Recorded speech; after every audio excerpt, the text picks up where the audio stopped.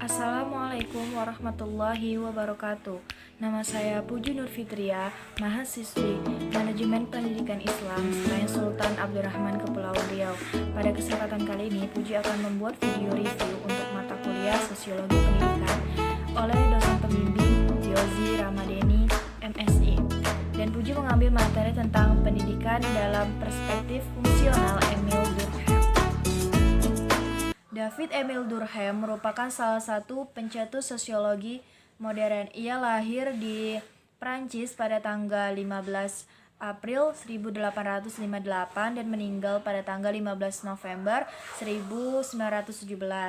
Ia mencetuskan teori perspektif fungsional, di mana ia melihat masyarakat sebagai suatu sistem yang menciptakan tatanan dan stabilitas sosial. Adapun subjek sosiologinya itu berupa fakta sosial, di mana fakta sosial berupa cara bertindak, berperilaku yang terjadi di luar individu dan bersifat memaksa.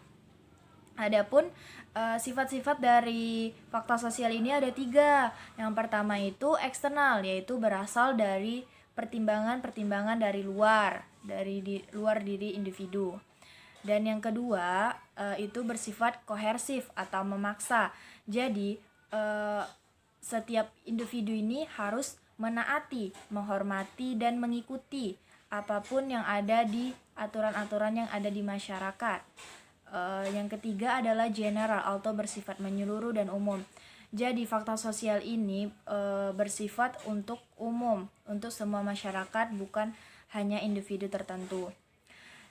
Selanjutnya, fakta sosial menurut Durkheim ini terbagi menjadi 2, yaitu bersifat material dan non-material. Yang pertama itu material. Material segala sesuatu yang dapat disimak, ditangkap, dan diobservasi. Contohnya itu seperti masyarakat, komponen struktural, atau disebut negara, komponen sosial seperti distribusi penduduk dan jaringan komunikasi. Selanjutnya, yang kedua non-material. Non-material ini muncul dari dalam diri kesadaran manusia seperti rasa peduli, moral, nilai, sosial, norma, kesadaran kolektif, perasaan bersama, kepedulian, kepercayaan, agama. Fungsi pendidikan menurut Emile Durkheim adalah salah satu hal atau bagian terpenting untuk keberlangsungan masyarakat, di mana pendidikan itu dapat mengatur individu untuk tidak melakukan penyimpangan.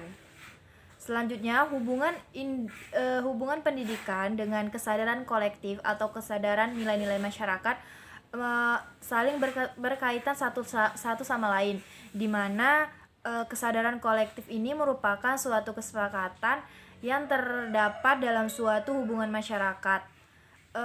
Hal ini dapat berupa norma-norma, kepercayaan, agama, ataupun aturan-aturan adat istiadat yang berlaku di dalam suatu masyarakat tersebut.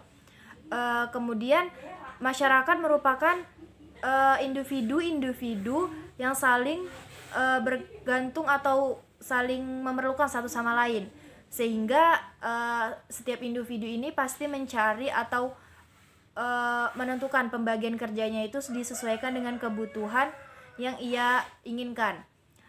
Kemudian pembagian kerja ini dalam masyarakat ini disebut evaluasi sistem di masyarakat. Terbagi menjadi 2, yaitu solidaritas mekanik atau tradisional, merupakan menjalankan sebuah posisi dengan tugas dan tanggung jawab yang lebih luas. Yang kedua, solidaritas organik, di mana menjalankan posisi dengan kewenangan yang lebih jelas. Selanjutnya, ketika hubungan masyarakat saling bekerja sama, maka akan menimbulkan dan menciptakan stabilitas sosial yang sangat harmonis. Selanjutnya itu, adapun kekuatan dan kelemahan dari teori Durkheim ini, yang pertama, kekuatannya itu ia melihat bahwa realitas itu secara lebih menyeluruh, secara lebih detail. Kemudian ia memerhatikan struktur pendidikan sebagai penentu dalam proses keberlangsungan sosial. Untuk kelemahannya itu ada dua, yaitu dia mengabaikan individu, sehingga menganggap bahwa setiap individu itu tidak berdaya dan yang dihadapi oleh struktur sosial. Yang kedua itu tidak peka terhadap munculnya konflik-konflik dalam hubungan sosial di masyarakat. Jadi dia seperti mementingkan diri sendiri. Jadi sekian dari saya, pembahasan saya tentang pendidikan dalam perspektif fungsional Durkheim.